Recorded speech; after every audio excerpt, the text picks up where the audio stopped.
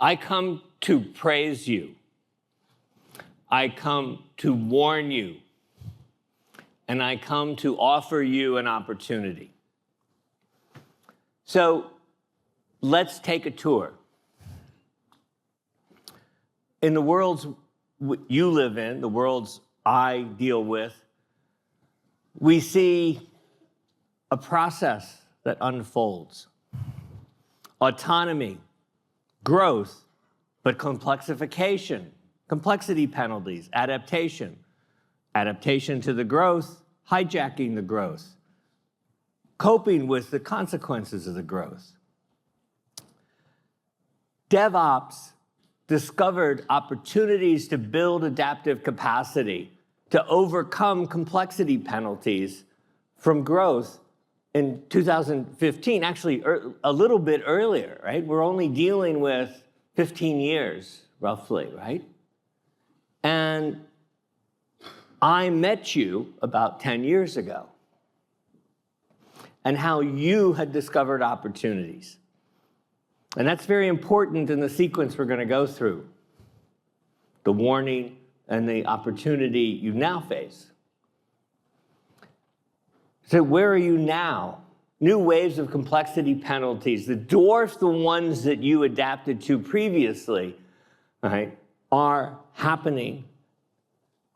They threaten to overwhelm you, but can you create opportunities this time around, just like you did last time, to outmaneuver the complexity?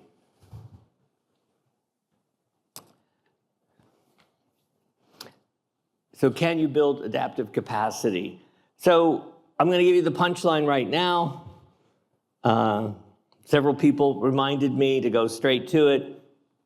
The opportunity to escape this time when the complexity penalties close in on you is, can we marry computational power? Notice I don't have to use those letters. What do they start with? I think there's two of them. Oh, no, we can skip that.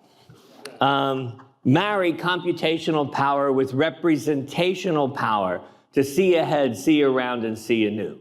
And the basic point is we keep underutilizing other affordances of the new technologies, and we keep using the underlying computational capabilities in a very stilted way that we've observed over and over again don't quite produce the results people expect. Now, there's another set of players in our story. And so we have an antagonist. Every good story has an antagonist, right? And those are the noun people.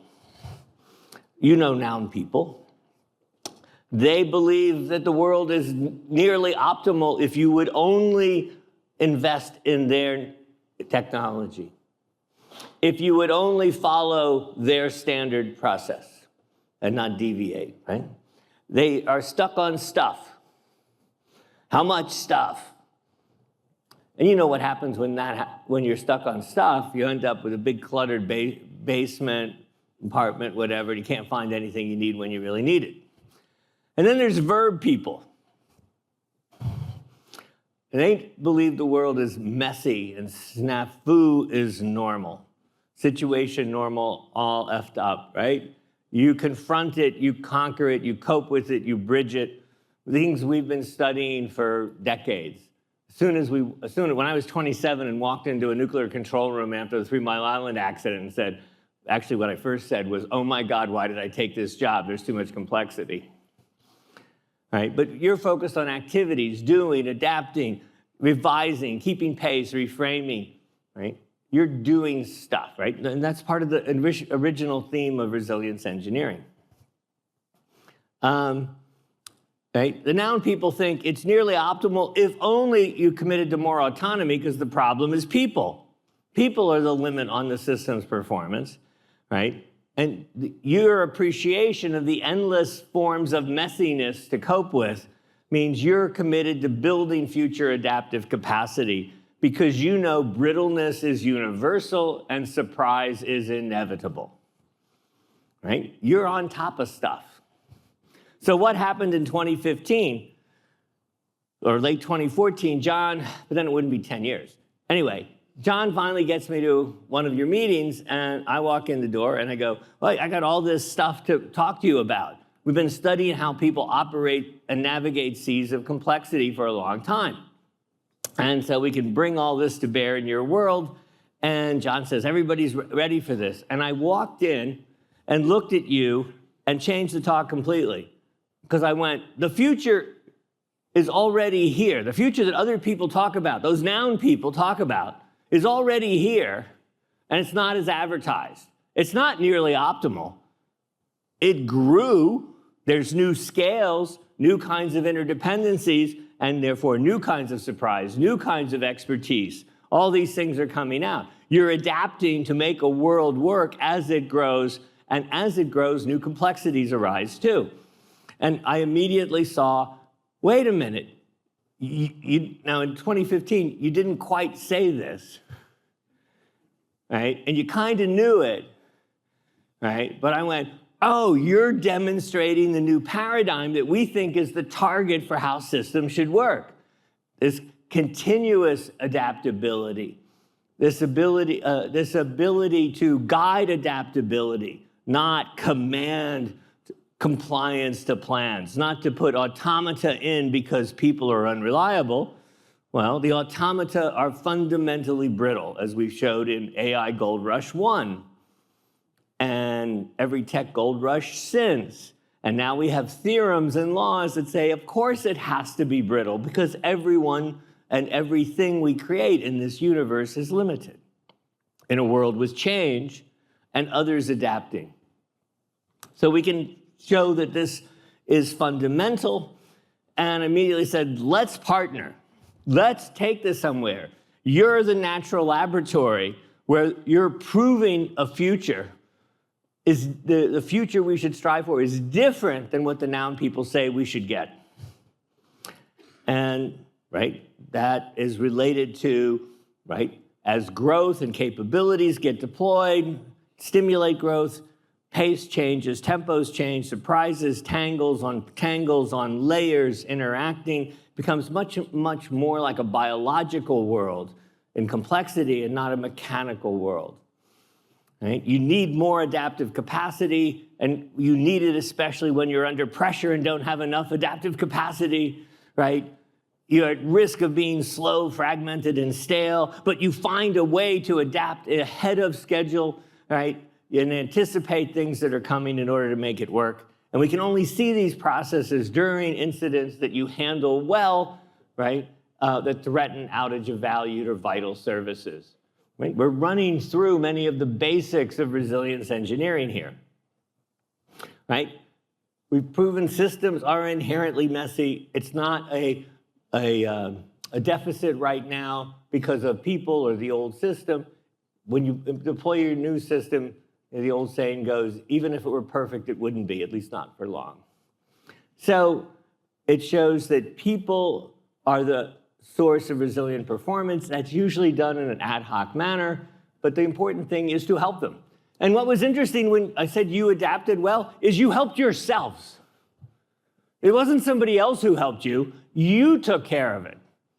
You found and opened and seized an opportunity. And you did it in ways that are actually very interesting in terms of some of the new things we're laying out in resilience engineering and its foundations. So let me remind you, because some people may not be up to speed on some of the connections over the last 10 years.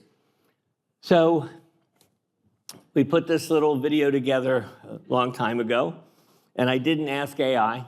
All I had to do was ask a graduate student. It was all part of learning process, building expertise and skill. And so when you look at the world from the noun perspective, there's a plan.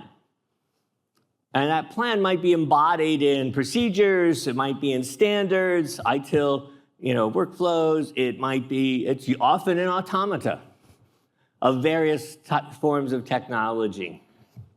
And when you look at the world through that, what do you see? It's always springtime, the sun is always shining, the sky is always blue, the flowers are always in bloom, everything looks great. Except notice there's kind of a limit to that plan, right? You can't see anything around it. And then what's really there? The dragons of surprise, right? And somebody's trying to wrestle and tame the dragons of surprise. But if you notice, the person, admiring their beautiful plan looks pretty disconnected from the work that the sharp-end people are doing to adapt to the complexity that those anomalies the dragon represents, right? They're lost in their own fantasy. This is an illustration of the gap between work as imagined from a distance and work as done in practice in the context. And back to these basics of limits, change, and others adapting. But also look at the perspective here, which is, hey, you back there, how about a little help, please? Right? And this is where the noun people fall down. They didn't have to. If they could change their assumptions and stance towards things, they could help. And we do have demonstrations of where they do help in certain situations in certain worlds. But part of the issue is some of the laws that undergird adaptive systems, fundamental laws, approaching gravity. All right? We're getting there in terms of fundamentals you can't escape from. So SNAFU is normal, SNAFU catching is ubiquitous, right? This is extensibility or graceful extensibility as a fundamental. But SNAFU catching becomes invisible. The law of fluency, right? A law. Well-adapted activity occurs with a facility that belies the difficulty of the demands resolved and the dilemmas balanced. So no one sees there's dilemmas to balance or that there's no answer. That's why it's called a dilemma. There is no answer that can be guaranteed in advance. And so in hiding it, those people staring at their beautiful plans and automata, right, can't see what they're missing. And then they don't help when the complexity penalties come to bear. So since we started working with you in 2015, we started to really understand the process of growth and complexification that's part of your lifeblood, part of your everyday experience. And there's many quotes I could quote from people in the room as we would have dialogues about the general patterns and those in other worlds and what's going on here, because of the growth is happening rapidly enough that we can see this process go on. And so we can see the basics, that there's a competence envelope because everything is limited. There are surprises at the borders of that. We often mistake the limits and boundaries of our competence. As things develop, we go, wait a minute, how did we get to one place is we had a previous base competence and we introduced new technological capabilities, other kinds of things in order to get better. The noun people think that we're taming the dragons, they're weaker, they come more rarely, right? They're tamer. It doesn't take so much effort to wrestle them. No, right? It just changes when and where and what kinds of dragons show up. And so we started to see these processes of adaptation play out, and you can look at these in a variety of videos we have on the Foundations of Resilience Engineering for those who want to dig in who haven't been tracking along so much. But part of the growth is we see, right, new tempos, new scales, new levels of interdependencies that overwhelm the noun people in their pursuit of nailing the complexities of the world on the wall like a dead animal skin. Of course, if they ever did accomplish it, they would have killed all the life from the processes in this universe. So we have lots of stuff about it. If you go to the link here on Resilience Foundations, and you'll see some things about viability is the universal goal, and systems are always adapting, right? We're seeking opportunity in the face of constraints, and the growth side of this, what you did, what I was witnessing you having had just done in 2015, handling challenges especially as those change, in part because you're successful, in large part because you're successful, right? New challenges come to the fore. So that's where extensibility comes in. Change is continuous, resources finite, conflict is ubiquitous, models become stale, surprise recurs, and oh yeah, everybody else is adapting too, especially to your successes. That's called the law of stretched systems, which means you're right back there on the edge where the dragons show up, right? And the law of fluency that hides the effort to cope with complexity.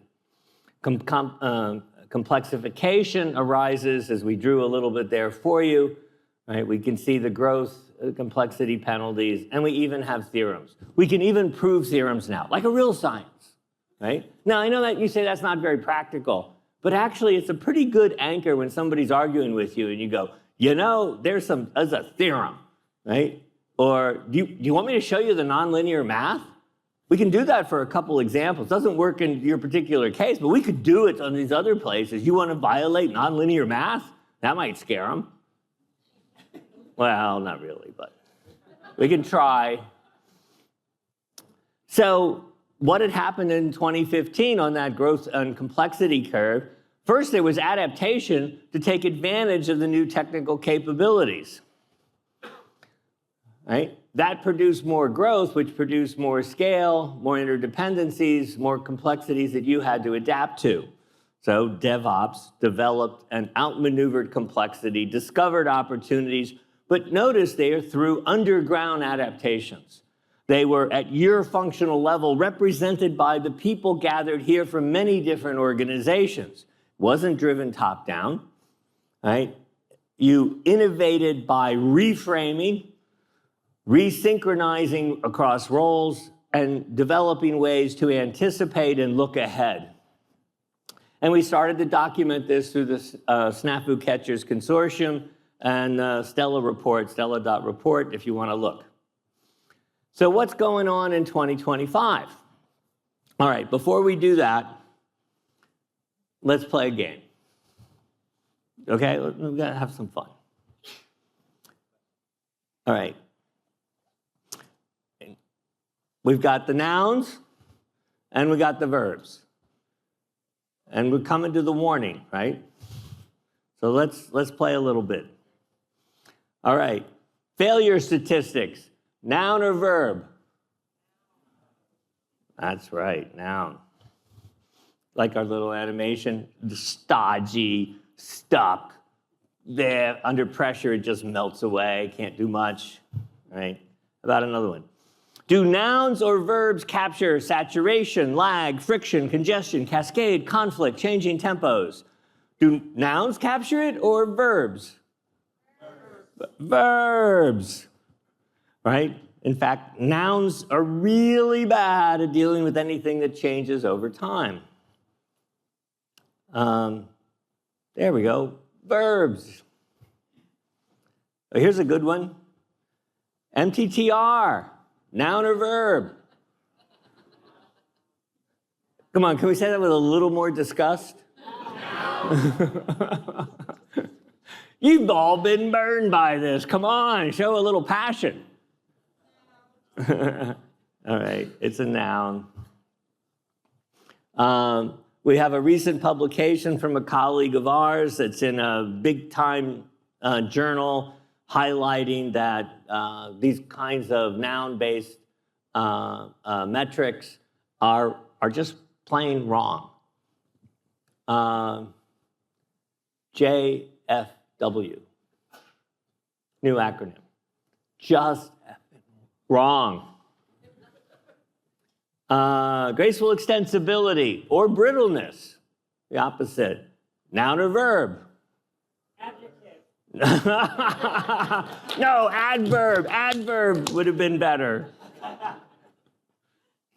Right? Okay, here's one. What will the automated system do next? Verb. Whoops. Ah.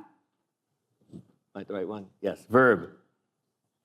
Now, it turns out you run a system that's super highly automated. super highly autonomous. You delegate tons of authority to it, and it still runs into trouble, right? Maybe that should be a warning to the people saying even more autonomy right now will bring us to that nirvana state, or their nirvana state. Well, in 1989, in another one of those complex worlds, one of my predecessors, a guy named Earl Wiener, looked at what was going on with the automation of aircraft. And he said, what were the 3 most common statements when he flew around with pilots in the new airplanes? What's it doing? Why is it doing that? What's it going to do next? Right, that launched a program of research that Nadine Sarter and I did in the 90s on automation surprises. That continued to this day, and you experience automation misbehavior, right? In fact, automation misbehavior is fundamental to these systems because, why? They don't run at scale if they don't have a lot of automation. That doesn't mean people go away. It means different kinds of human expertise are important. And one of them is, how do you see what's going to happen next? Well, you know, think about that as illustrating verbs. I mean, look at this. We'll come back to this in a minute, right? We're plotting, we're using a frame of reference. In this case, it's a temporal frame of reference. What are we plotting it against? Another temporal frame of reference. The diagonal means something now, right? Above the diagonal means I am projecting. Below the diagonal means something is off and I need to investigate. Why did it do that?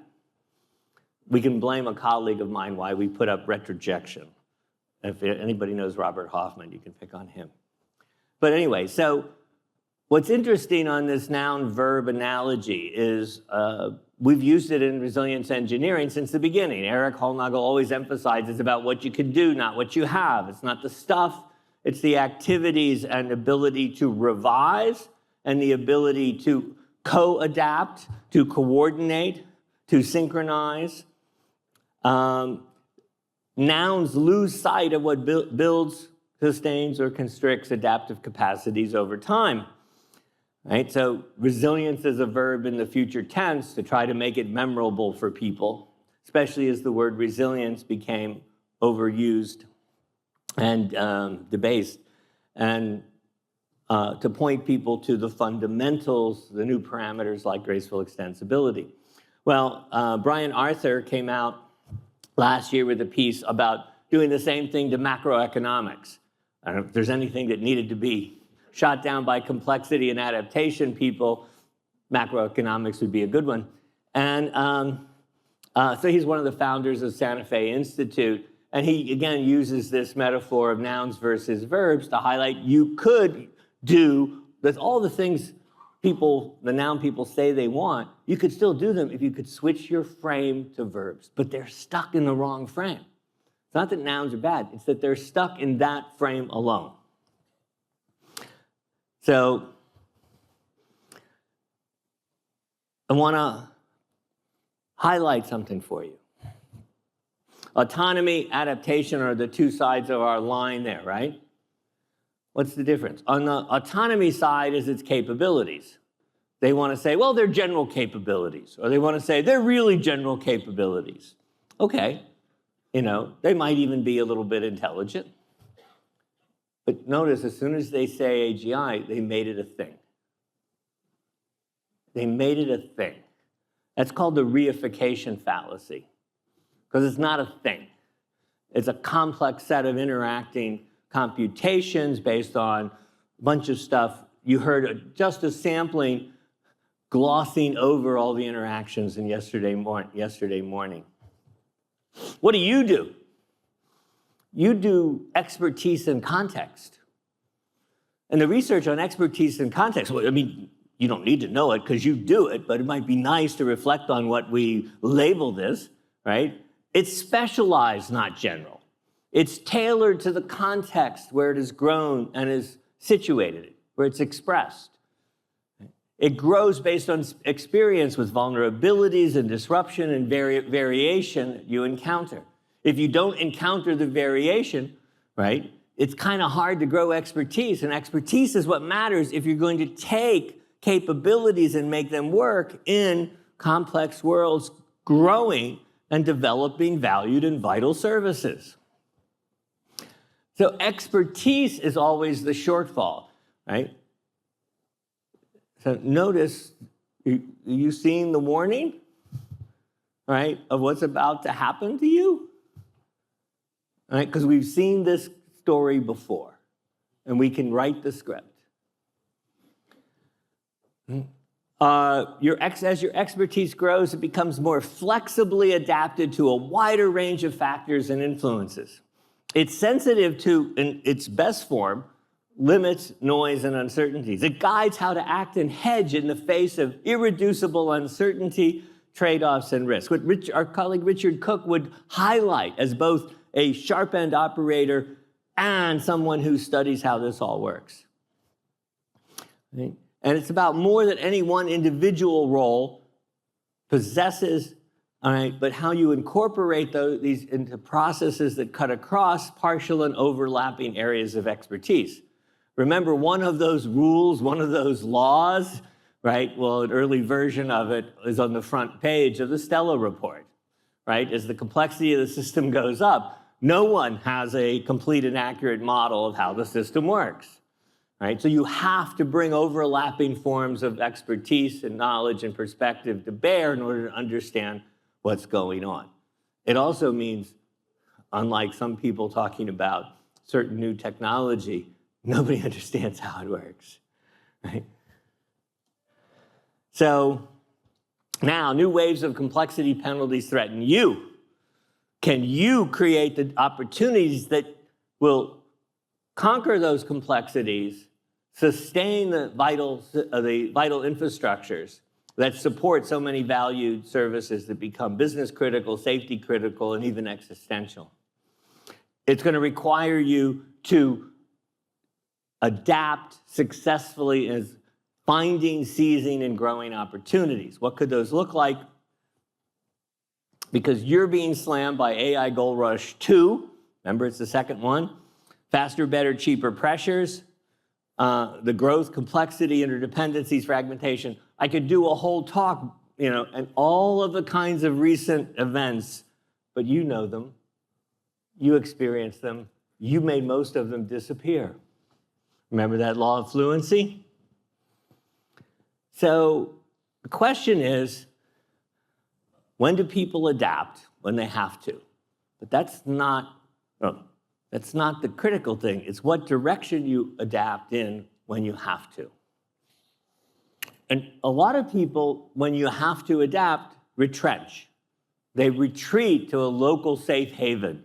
They look backwards and say, what can I draw on in my little scope to cope locally, right? They shrink their range of adaptive capacity, their range of adaptive behavior, right? Under the pressures and uncertainty of the challenges swarming around them.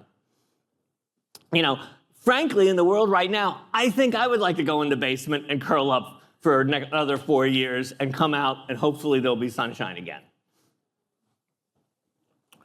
But there's another way, right? That's the way we showed in those diagrams briefly, or you can see if you look at the Foundation video series. I promise I don't go on too long in any one of them. My friends know I'm lying. Revitalization. You did it last time in creating what exists here. Can you revitalize again? Reprioritize, reconfigure, right? Even when slammed, people can, with assistance, with energy, develop new opportunities to change. You are not, right, a victim, a passive leaf on the waters, the flood waters of what's going on. You are an actor. You have agency. You have partial autonomy. You have partial authority. And you are probably the most unique place to play out against the coming crashing forms of complexity. Because, right, they're all software.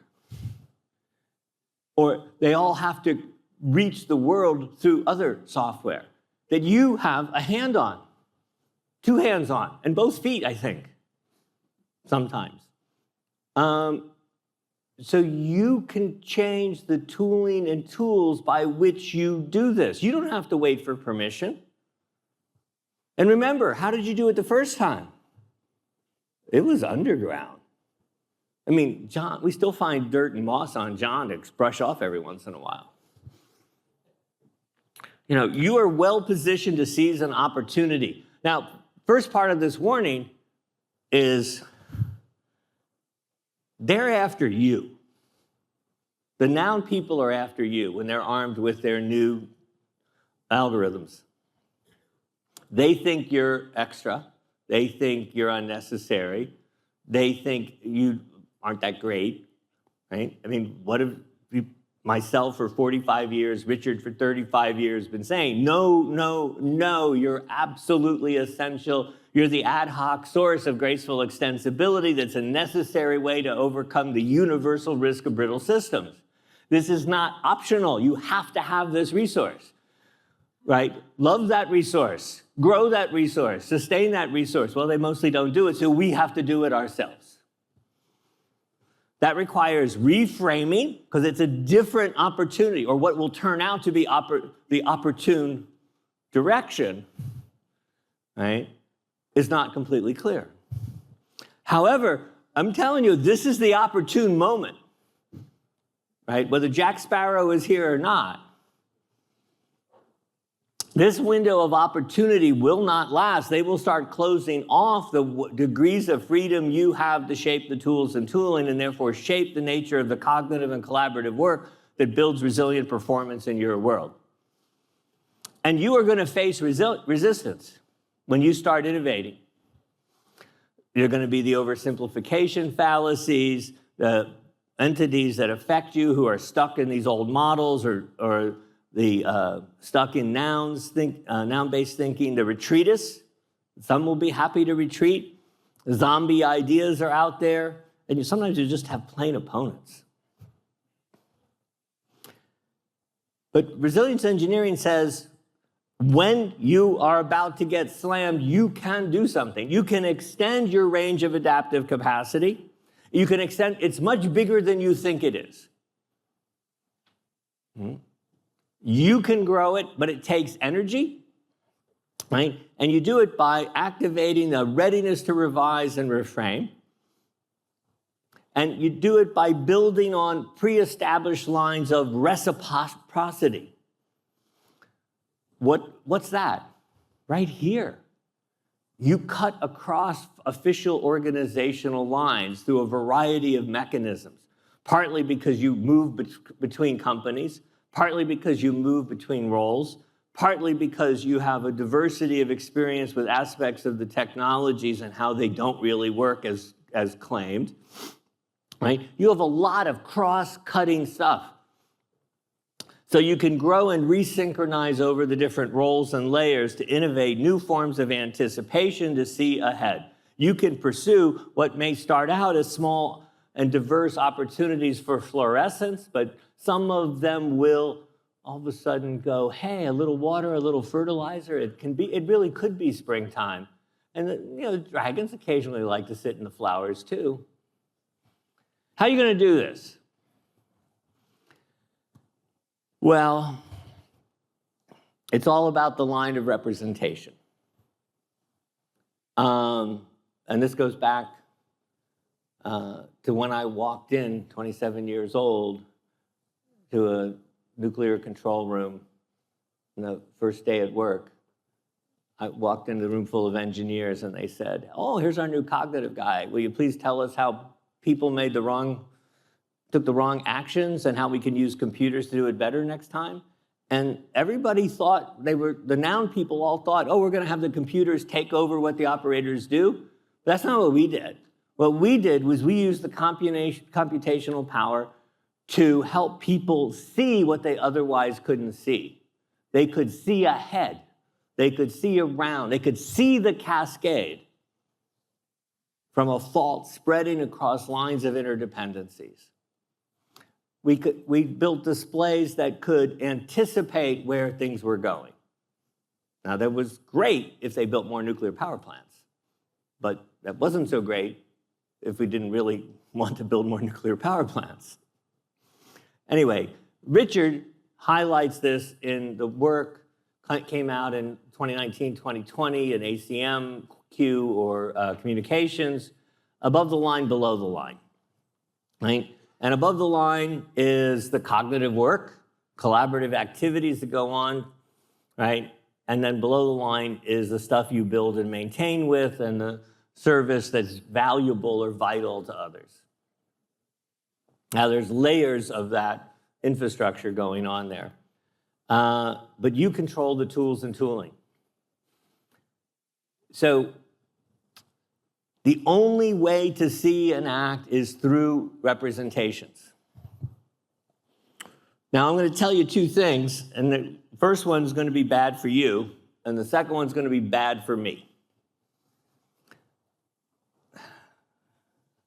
So,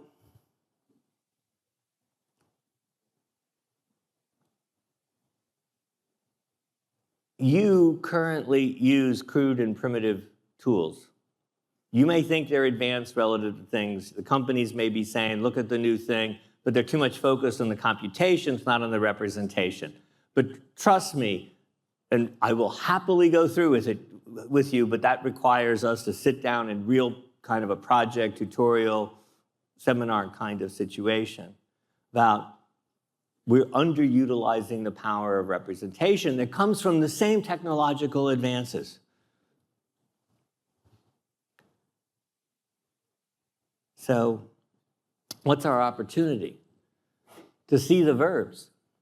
Innovate new ways to see the verbs. You're not doing much of it. And I said, I'm going to pick on me. Hey, Dave, if you have all these, I just showed you one new one we just did. I'll give you the paper link. You can go look at it in detail.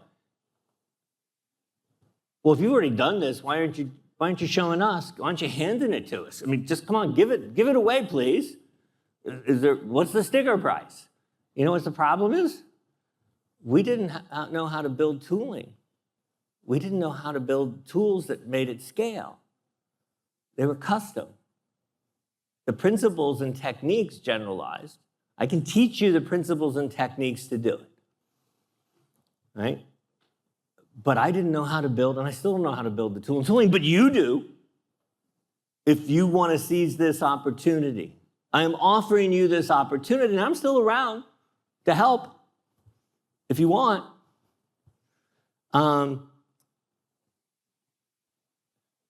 So we have to use the flip the frame heuristic to embrace verbs and how you do that.